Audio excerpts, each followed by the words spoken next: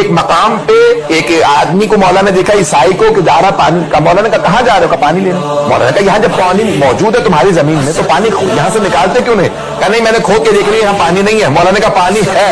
ابھی آپ کون ہے کہ آپ کو پتا نہیں؟ یہاں رہتا ہوں، ہمارے اجداد بھی یہی رہا کرتے تھے. مولا نے کہا میں بھی پانی نکال کے دکھاتا ہوں، اس پتھر کو اٹھاؤ. اس پتھر کو اٹھاؤ. اس نے کہا نہیں یہ پتھر اٹھتا ہی نہیں ہے، بہت وزنی ہے. مولا نے ایک مرتبہ کہا مالک پتھر اٹھاؤ. جناب مالک اس نے سارے لشکر سے کہا ذرا تلواریں ڈالو، پتھر کو مل کے اٹھا.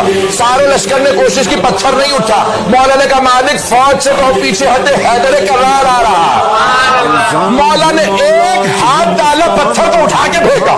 جیسے ہی اس چٹان کو، پتھر کو، بہت بڑے پتھر کو اٹھا کے پھینکا، اس عیسائی نے دیکھا وہاں پانی ہے.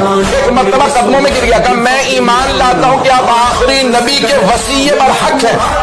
مولا نے مسکرا کے کہا کیسے پتا میں وصی برحق ہوں؟ کہ ہمارے بزرگوں نے بتایا تھا کہ انبیاء بتا کے گئے ہیں یہ پتھر کوئی ایسا آدمی اٹھائے گا جو آخری نبی کا وصی ہوگا، وہی ایمان ہوگا، وہی کل ایمان ہوگا.